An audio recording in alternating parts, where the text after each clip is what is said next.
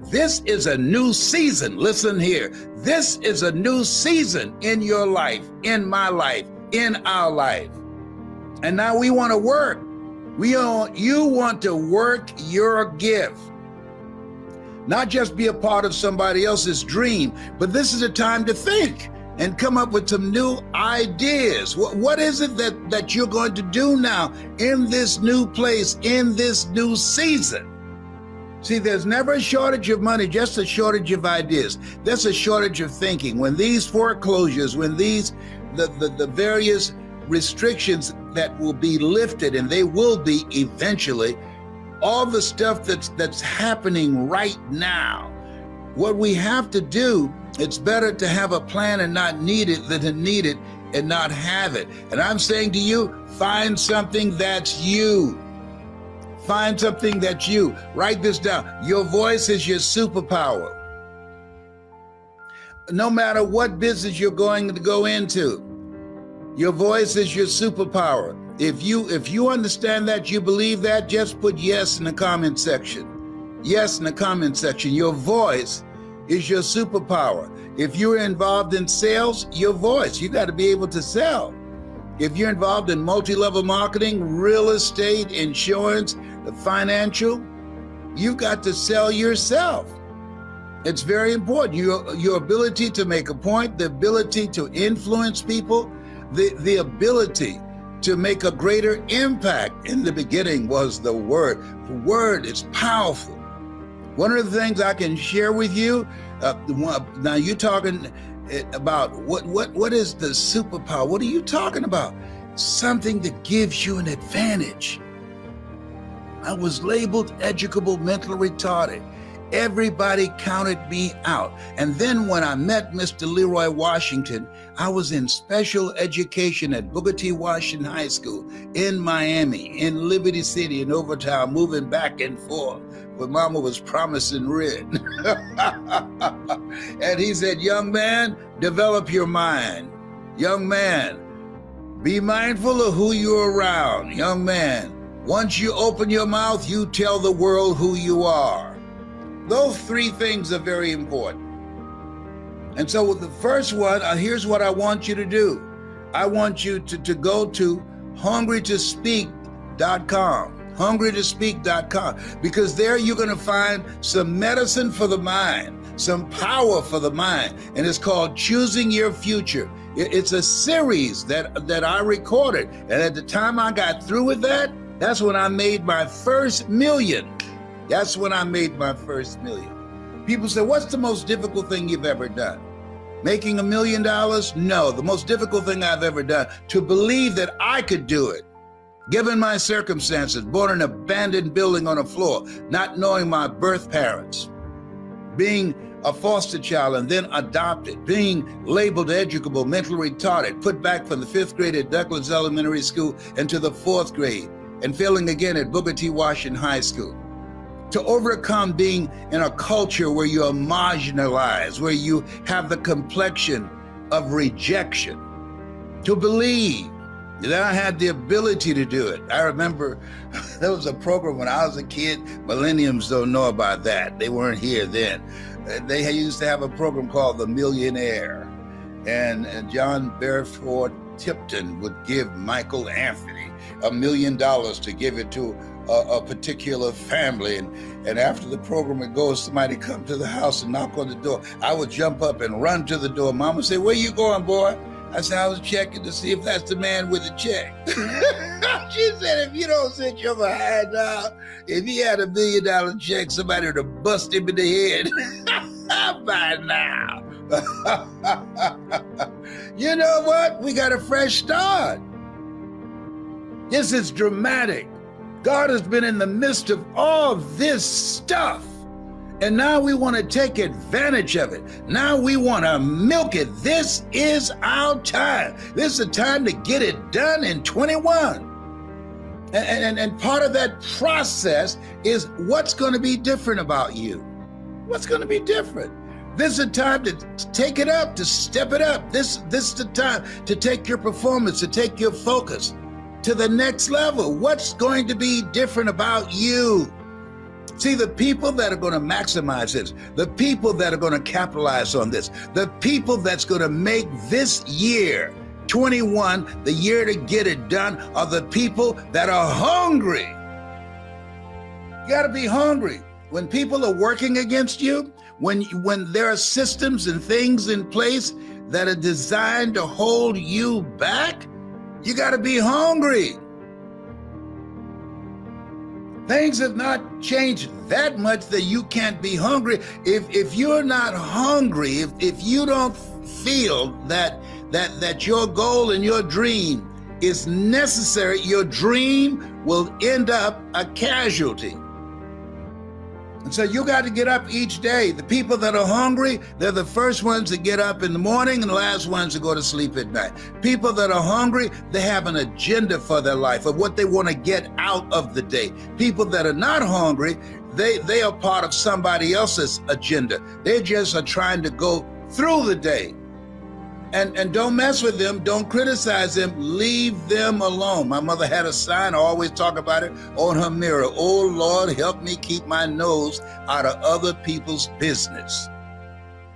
So I'm talking to you this morning because as much as I'm talking to you about this, I'm talking to myself about this. I'm 75. You know, you get 75, let me share something with you. All kind of stuff start happening to you. You wake up one morning, you start moving, whoop. I used to wonder, Mama would say, oh, Arthur's bothering me. Mama, who's Arthur? Don't worry, boy, you live long enough, you'll find out. Well, I know where Arthur is now. He's on my right hip, and he's been giving me a fit up in here, up in here. My God, she's talking about arthritis. Thank the Lord for waking me up in my right mind this morning. Mama, why do y'all say that every Sunday? Why do you say that? Don't worry, boy. You live long enough, you'll find out. I went to Cancer Centers of America. I lost my passport. I left my identification there at the hospital. I got home and I said, hey, did you see it, John Leslie? No, sir, Daddy. Do you know where I put it? No, sir, Daddy. Who's 75 here? You 36. I'm the one 75. You should be watching me. You know, you can't leave me by myself. Oh my God. You know, I mean, oh my God. I mean, just little aches and pains coming from everywhere. You say, wait a minute, what's gonna come next? I didn't do nothing to deserve this. Oh my God. Oh, so I have to take my time going down the steps. My mind is young and vibrant and energetic, but the body said, you better take your time. You better take your time, Mr. Motivator. For you're behind, fall down these steps. You might be thinking young and motivated, but you better positively take your time going down the steps. Oh, getting older is so humbling. It's so humbling. That's why I think Paul say, pray unceasingly. But this is a fresh start. This is a time to be excited. This is a time to get with some people that you know that's going in the direction of where you're going, that's grateful that they're still here because of God's grace and mercy, and to brainstorm about what we are going to do next. That's what I'm doing with my sons, with my daughters. These are my children here. Yeah, that's just half of them. Lord said, be fruitful and multiply. I took him seriously. I got 5 girls and 5 boys. I smile at you, you'll fail a rabbit test. Millennials don't know anything about a rabbit test. I know they say, what does he mean by that? What's a rabbit test? Don't worry, baby. That's okay. He's a little off. Don't worry about that. I'm telling you. We got to. We got to be grateful and celebrate and have a spirit of gratitude that we are still here, that we are victorious, that we have accomplished some things and have created an opening so we can work our gifts. That's what we've done. That's what we're fighting for, to be in position so we can do that which we are called to do. And trust me, this place where we are, this is not any time for people who are just looking for getting another job, who've been eliminated from the job market because of the coronavirus or because of artificial intelligence. No. This is a time to create. We were created by the Creator to create. Create something for yourself, something that's you, something that's in your heart, something that's your calling. A job you get paid for. A calling is what you're made for. And I decided, I had a goal. What's your goal now? What is it you're going to do? People that don't have goals die sooner than people who have goals. Why? They have no reason to get up in the morning. They need an alarm clock. But when you have a goal, you don't need an alarm clock. No, you don't. You'll get up. And trust me on this. When there's a reason for your life, reasons are empowering reasons. They bring something out of you. Reasons allow you to rise and face whatever life throws at you, because it's going to throw some stuff at you. Think it not strange that you'll face the fiery furnaces of this world. You will, no matter if you give 10% of your earnings. You will, no matter if you've been real good. You will, no matter if you speak in unknown tongues. You will have tribulations. You will, if you've been real good. Yeah, you will have tribulations. Stuff's going to happen to you. Why? That's the way it's set up. Let me tell you something. I have gone through so much stuff. I'm here in Cancer Centers of America, and they gave me a CT scan. You have to drink the solution, and then they scan your body. And they said, oh, we see a little presence of something here. I've said, Lord, look here. Don't you have anybody else? Can you pass this cup to somebody else? Come on, what do you mean? What you talking about? Well, you need to come back, and we're going to give you an MRI. MRI? Oh my goodness! I don't like MRIs.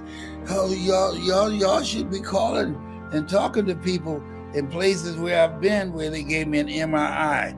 From the last MRI I had, I left them a little gift in there.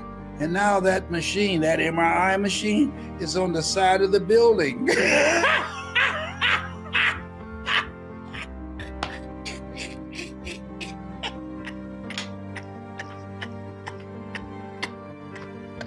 Oh my God. They didn't give him his medication this morning. I'm sorry, Tyrone, I'll be through in a minute. I'm so sorry. Yeah. Come on. They put a mask on my face, and then they strap my face down, and then they put straps over my arms and everything and my body and push me in, and they closed the door, and then they went out the room and said, just relax and breathe deeply. And they turned the light off, and they said, when we push this button, we tell you to hold your breath. Are you all right? No! I tell you what I did one time. Let me tell you. They tell you why it strapped me down, because last time I did it, I scooted out. I scooted out the other end. I said, no. Homie can't do this. No. I scooted out. Y'all got to give me some. I'm claustrophobic. Yeah, when I was a kid, they were playing and locked me in the refrigerator, and I had recalls about all that kind of stuff. So maybe the word got out, so they strapped me down this time. They strapped me down. and push me in. I called the whole gang, give me the strength, not the strength. Give me the strength to handle this. I was trying to say the Lord's Prayer, the Lord is my shepherd, I shall not want. I had known the 23rd Psalm since I was a kid. All I could remember was when that light went off, when they closed that door, all I could remember was, the Lord is my shepherd, I shall not want. The Lord is my shepherd, I shall not want. It's amazing. If you never had an MRI, you have no idea what I'm talking about. Hey, all I'm saying is, life is coming for you. Why? I didn't do nothing. I understand. It's coming for you. And so, therefore, take unto you the whole armor of God, that ye may be able to withstand in the evil day, that having done all to stand. And so, as you think about yourself and think about where we are right now, we got a fresh start. And we want to capitalize on this. We want to maximize this. We want to get everything we can out of this. We want to milk this time until it expires. You know what Robert Schuller said? He said, tough times never last, but tough people do. And he was right. And we are still here. We are tough. Now we got to do what we have to do until this expires. Nothing stays the same. Everything must change. Nothing stays the same. Listen, Quincy Jones, flesh and blood didn't reveal that to you, but my heavenly Father, which art in heaven. We got a fresh start. It's time to get serious. What is it you want to do? What's in your heart? What is it that you'd like to do before you check out? My goal is to train entrepreneurs. My goal is to teach people how to use their voice and how to promote their business, to promote themselves, to promote their ideas, to promote their products, to create a new chapter in their lives, to live a larger life, because we can. We got it like that. You think God spared us so we can live a small life? No. We're here to do the greater work. So what does that look like for you? We're here to build a legacy for our children and our children's children. And do you realize that most men, when they die, they leave liabilities rather than a legacy? They're not even thinking about it. See, when you are in survival mode, it's one thing to live versus surviving. When you're made in the likeness and image of God, and you know that, and you've been given authority and dominion over everything on the face of the earth, and you live from that place of power rather than have that just be lip service, rather than life service, you're able to create. What are you creating? How much time do you have left? The journey that has brought me this far is much longer than the journey that I have left. So my goal is to maximize it. My goal is to finish strong. How many of you are ready to finish strong so that you can live full and die empty, as Miles Monroe would say? Most people go to their graves with their talents, their abilities, their dreams in them. You have to get to a place where you say to yourself, I'm not going out like this. I have a friend of mine who he lived a criminal life, in and out of jail, in and out of jail. And the last time he got out of jail, he went to the hospital. One of the children that he had impregnated a woman with, he was there at the hospital when the baby was born, his son. And when the baby opened his eyes, he said that was his rehabilitation. He said he decided in that moment, that was a turning point. In that moment, he would no longer live a criminal life. What will it take for you? Paul said, I must die daily. What will it take for you to die to who you have been now that we have a fresh start? What will it take for you to die to who you've been, to have a fresh start on this day, to honor your commitment to yourself, to get off all your medication, to exercise? I'm talking to myself. And do the things that you know you need to do, Mr. Brown, Mr. Motivator, that will keep you here on the planet longer. So you got to do some things so you can be here. Being here is not a given. You have to work at it.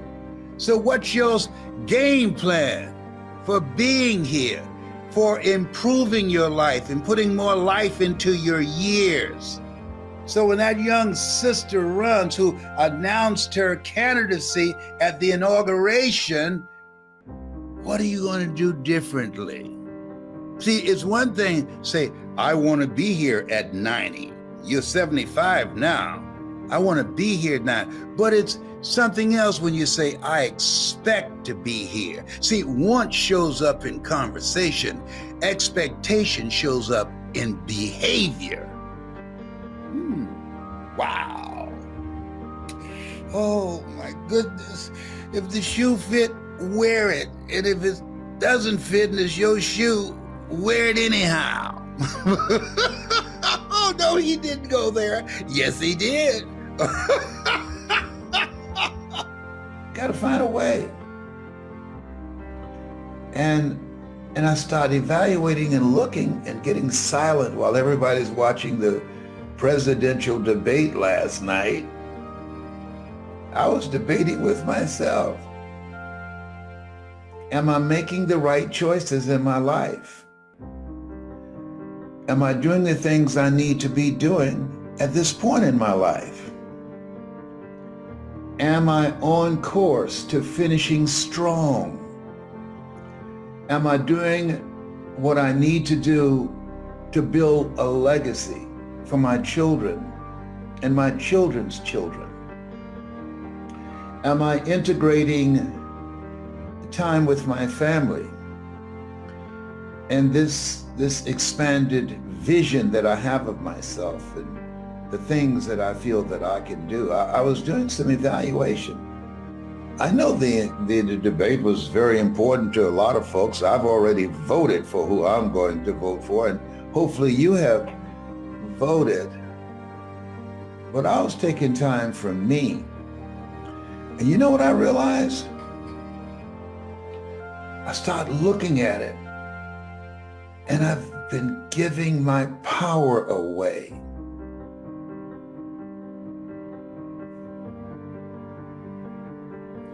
I got in the habit of doing that.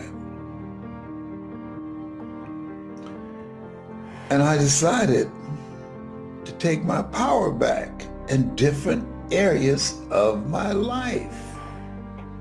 Remember when Paul said, the things I should do, I don't do.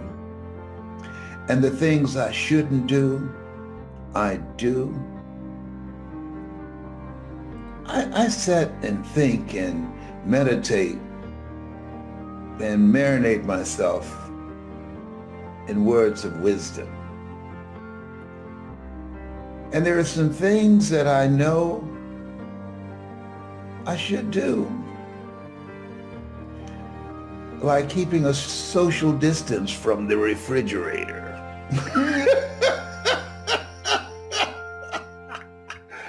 I go to the refrigerator in the middle of the night and I can hear Tyrone said, "Did I just hear the refrigerator open, Mr. Brown?" Tyrone, you're supposed to be asleep. For those of you that don't know Tyrone is a squirrel. And we're bilingual. He understands me and I understand him. I'm just looking. I'm not doing anything serious. I might just drink a part of a smoothie that I fixed and had some left over. I'm not eating anything. Okay, that looks like a fat boy move to me. There you go. There you go. Come on, man. Anyhow, I started thinking, I've got in the habit of giving my power away to a lot of things. And when you give your power away to a lot of things, and power shows up in terms of energy, when you find yourself giving energy to other people's problems, and then when you need some, and you're going to need some, you feel so exhausted you don't have anything for yourself. I want you to like this page and share it. Like it and share it, because this is a download. And so I quote Jan Levon Son a lot. She said, give to yourself until your cup runneth over. And then give to others from the overflow. Give to yourself until your cup runneth over. And then give to others from your overflow. I want to talk to you about, and I want you to think about your goals and dreams and think about where your life might be. You might be facing foreclosure or eviction, or lost your job, or just indecisive about what life has done to you and what direction you want to take your life in, or the relationships that are just toxic. I was talking to a friend the other day, and she hadn't been long with this guy that she'd been with, and they got married. And I'm sure she saw some signs that this is not a good thing, and they had a dispute. And one of the things I said, don't marry anybody until you've had an ugly argument, so you can find out who they really are, because anybody can be a pretender. And he showed himself, as my mama said, he showed his behind. And fortunately, he wanted to get violent. And thank God she's the kind of woman that said, hey, you ain't got to do this a second time. First time, shame on you. Second time, shame on me. Okay? Maya Angelou said, if it walk like a duck, look like a duck, and quack like a duck, it's a duck. She said, you know what? It's not going to work. You got to go, oh, baby, I'm so sorry. I just lost it. I understand. This is not going to work. Gotta go. There's things that we give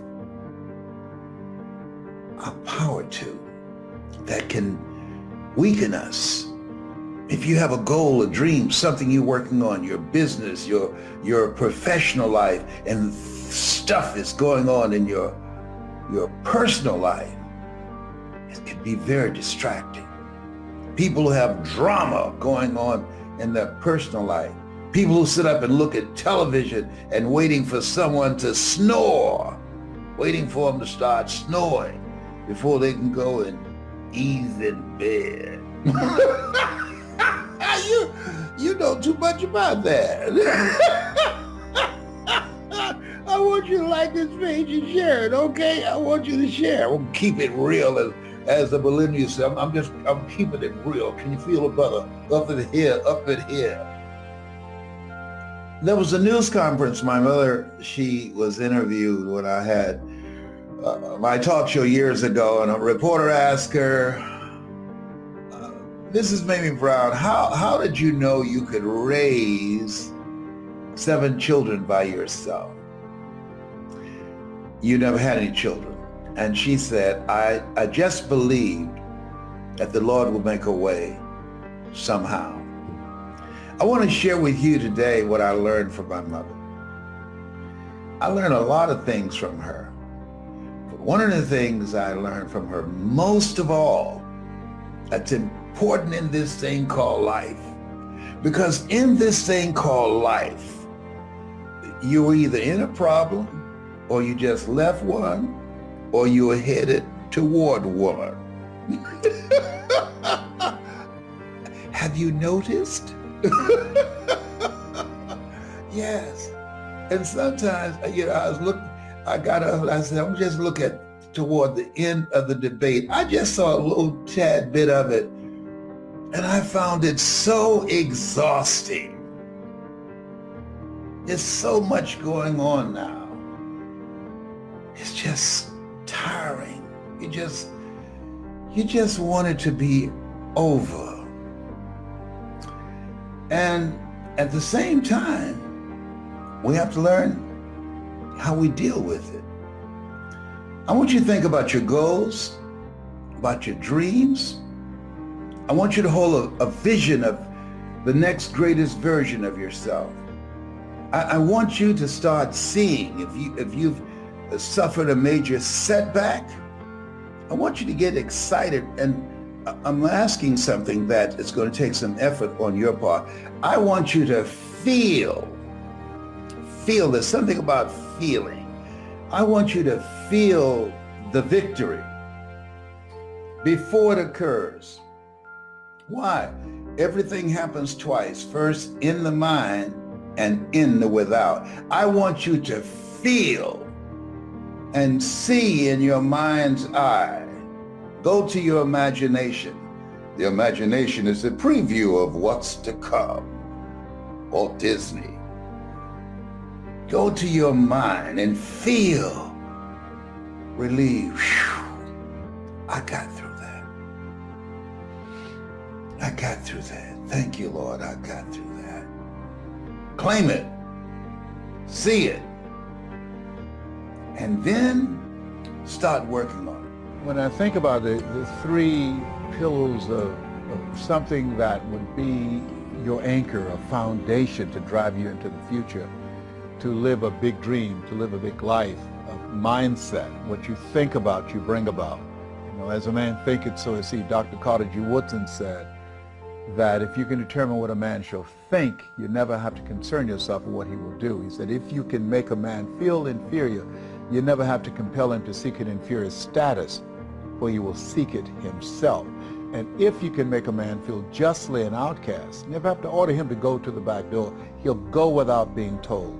If there's no door, his very nature will demand one. And I think that in many cases, governments and religious institutions have really unwittingly have crushed the dreams and aspirations and the visions that people had of themselves. Not all, but a lot of them. And I think it's incumbent upon the individual to take responsibility, to develop yourself, to expand your mind and your vision, to seek out experiences. You know, Helen Keller said life should be a daring adventure. It's boring. And start to dream. What do you want? What do you really want for your life? I remember going to Auschwitz and walking down the halls in the Nazi German concentration camps and seeing the pictures of men and women who had dreams. And these people were exterminated. And one of the things that I heard in my mind when I reflected on a book written by Viktor Frankl, who was there, he said, if you know the why for living, you can endure almost any how. And he talked about the people who were able to survive the inexpressible cruelties of Nazism. Those who either believed in God or had someone that they loved that they were determined to see, or some cause bigger than themselves. And in my case, my goal was to buy my mother a home. That was my big dream. And that caused me to read things and to listen to things, to fuel my imagination. And then to develop my skills to becoming a voice of influence. And the other thing that's important is creating a community of collaborative, achievement-driven supportive relationships. And it started with a man, Mr. Washington, who said, a high school teacher, someone's opinion of you does not have to become your reality. It could start with one person, and then it goes from there.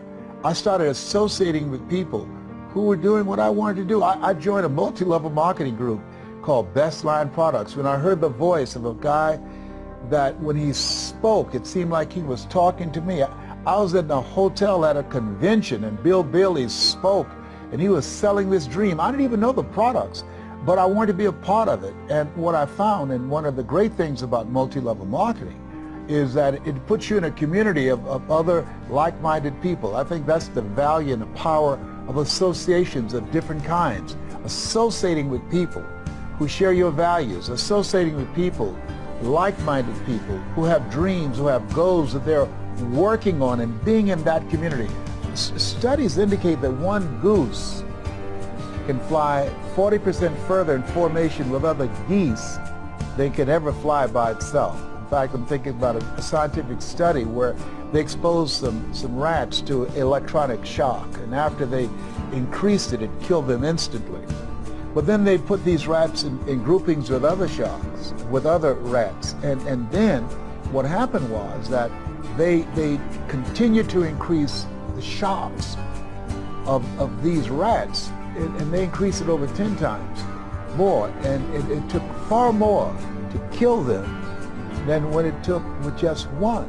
And so there's something about being in a community of people who share your dream, who hold you accountable, who challenge you, who call you out, who can see what you can't see that you have within you, and inspire you to step up. Of Ebony magazine, the late John H. Johnson, who started that with a $500 loan from his mother. And he said something in his book called Making It Against All Odds. There's no defense against an excellence that meets a pressing public need. And I suggest to you, one, work on yourself. To me, I think there are three pillars of what's required in order to carve out your place in this global economy. There are many steps, but there are three that I think that's indispensable. One is working on your mind. Be ye not conformed to this world, be transformed by the renewing of your mind. The second is having a mindset and willing to discipline yourself, to make the sacrifice, to engage in ongoing self-study for self-growth and development, developing your communication skills. I can hear Mr. Washington now say, Mr. Brown, develop your communication skills, because once you open your mouth, you tell the world who you are. Nelson Mandela said, if you speak from your mind, you speak in a language that a man can understand. But when you speak from your heart, you speak in his language. And so my goal in teaching people how to create mass appeal, how to change lives, that you have to change yourself. It starts with you. And then you begin to see from your experience how you can begin to impact and influence others and be a voice of change. And that ability really will allow you to carve out a place for yourself in the marketplace. And the methods and the techniques, the simplicity of how you language what you say. Einstein said that genius is the capacity to take the complicated and make it simple. And so when you are creating change and mass appeal, keeping it simple, but being the message that you bring, and loving it, and standing in your power, and realize that you're here for a reason. I believe to make a difference. I believe to do a great work. I believe to live a life, as Jim Rohn said, when you live your life, he said, your life can be either an example or it's a warning of what not to do, or an example of what to do and what's possible. 85% of them reach their goals because of their attitude, 15% because of their aptitude.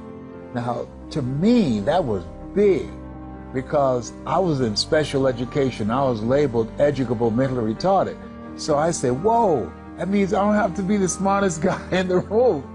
That if I have a winner's attitude, that I've got a shot, that I could make it, that I don't have to live a life of being average. I want to live a life of meaning, of purpose, being adopted, I wanted to do something for my mother.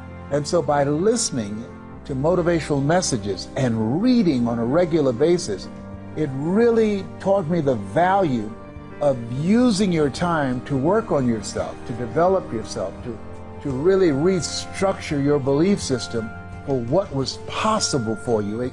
It really expanded my vision of myself. And so to me, that's what it means about mass appeal, because I was working on myself. Then I started sharing it with others, and I noticed a difference in them when I shared with them the things that I was doing, because they saw the difference in me.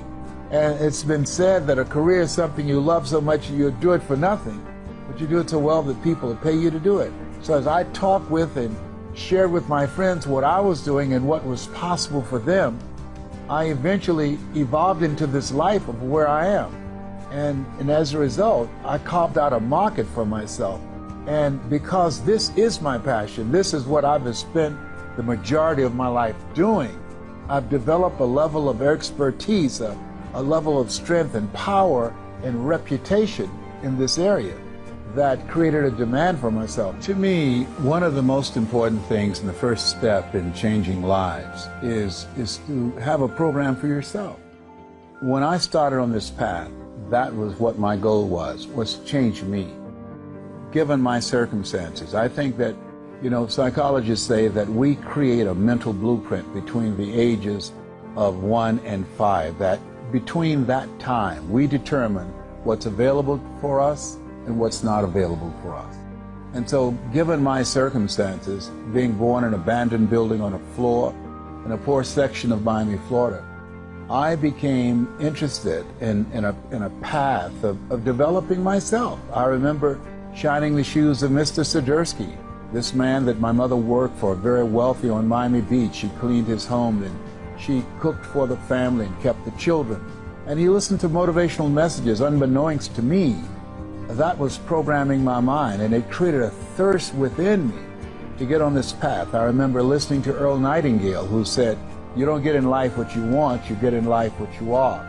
And so to me, reading became an out. It became a tool that I used to develop myself. And not just reading for enjoyment, but reading for personal growth, reading to look at those things that I read and to apply them in my lives. And I would read sometimes at night from 60, 100 pages a night, sometimes a whole book. And then I would underline the book and I would think about them, I would memorize them, and then I would apply them. I would try them out, because one of the things he said, they did a study of some top achievers and leaders around the world, over 3,000, to find out what was the common denominator among them that enabled them to reach their goals. As we're running out of time, but we could talk all day, yes, and we could tell some stories, and we could yes, do some stuff, but that'll be for another time. But first of all, I'm going to put a link so people can find a way to contact you, find out about your products, your services, your coaching that you do on how to tell stories. So everybody, I encourage you to connect, and this will be seen by over 100,000 people all over the world. People are really hungry. Part of what I'm going to do right now, I'm going to train 1,000 voices of hope. We've produced a generation of problem staters. I wanted to produce 1,000 voices of hope. How people live their lives, as I said, is a result of the story they believe about themselves. Whatever you focus on the longest becomes the strongest. And I think that politicians and many of our leaders have become so cynical and divisive in their languaging style, and only pointing out what's wrong as opposed to looking at what's right about ourselves, about our communities, our country, and our youth, and begin to focus on the positive things and the possibilities and how we can transform the future and talk about solutions, because if you're not a part of the solution, you're part of the problem. And so with these 1,000 voices of hope, my goal is to reduce the recidivism rate in our prisons, to reduce the dropout rate. I work with young people, teaching them, number one, how to develop their minds, two, how to become effective communicators. You know, my son, John Leslie, my daughter, owner, they're motivational speakers. Three, how to dress like a prospect rather than a suspect. at 4 of the success strategies for making a global economy, which is multi-level marketing. And so I believe with these 1,000 voices of hope, as I teach them to become world-class communicators, they'll be able to change the planet and how people see themselves. Well, please check that out. And I hope that the 1,000, most of them come from the Network Marketing Pro community. A lot of people, we talk about there's 3 things that you need to succeed in network marketing. You have to have a burning desire, you have to be willing to work, and you have to be coachable. Yes. And we talked about this in previous shows, and a lot of people were coming to, I just don't know how to find my burning desire. I don't know how to figure out, I can't light the fire. Help me light the fire. What would you say to that? You have to experiment until you do. I mean, some people know early on. When I think about, you look at some of the people that we recognize for their greatness today, when you look at a Michael Jordan, who realized early on that basketball was his passion. A Liberace, when he was alive, he loved to play the piano, and he was very flashy, a flamboyant kind of guy. That you have to experiment with life. Life is about experimenting. The 2 most important moments in our lives is the day that we're born and the day that we realize why we were born. Yeah. That we were chosen for something, and so you have to experiment until you find it. And I will tell you, a lot of people get the misinterpretation that network marketing has to be their passion. Network marketing can be their passion, it's my passion, but for most people it's a tool to be able to buy the house for your mom. It's the tool to be able to contribute to the world. Or to me, network marketing is a vehicle that allows you to develop the total you. There's no other, you cannot, when you're working on a job and you go in knowing what it is you have to do, knowing that if you are breaking your back and breaking a sweat working every day and the person next to you dragging their feet, you're still getting the same pay. The difference between that and network marketing, you have to develop your entrepreneurial skills, you have to learn to keep good records, you have to learn to manage yourself, you have to learn to manage your time, you have to learn to manage people, how to influence people, you have to learn how to plan, have an agenda for your life, because if you don't have an agenda for your life, you're part of somebody else's agenda. So it develops every dimension of who you are. Honest to God, Eric, had it not been for Best Line Products, that I first heard Jim Rohn, and under the leadership of Bill Bailey, years ago, during the days of Holiday Magic and Dare to Be Great with Glenn Turner, I wouldn't be who I am. All of those experiences, those conventions, those positive, motivated people who had dreams, man. The question was asked, when does a man or woman die? And I said, they die when their dreams die. When you don't have anything to look forward to. Kenny Rogers said, having someone to love, something to do, and something to look forward to will give you a long, fulfilling life. And so it helps you to develop every dimension of yourself. And that, to me, is the passion.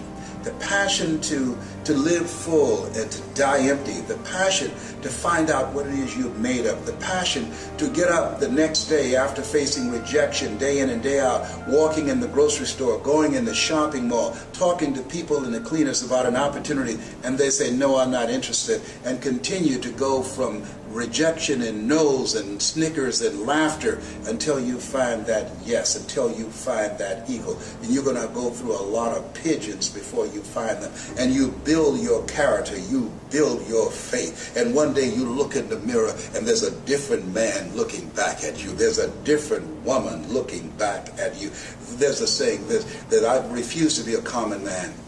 It's my right to be uncommon if I can. I seek opportunity, not security. I do not wish to be a kept citizen, humbled and dull by having the state look after me. I want to take the calculated risk, to dream and to build, to fail and to succeed. I refuse to live from hand to mouth. I prefer the challenges of life to the guaranteed existence, the thrill of fulfillment to the still calm of utopia. I will never cower before any master nor bend to any threat. It's my heritage to stand erect, proud and unafraid, to face the world boldly and say, this I have done. That's what it means to be a multi-level marketer, an uncommon desire to control your destiny. I'm getting fired up. I'm getting excited. My medication, man.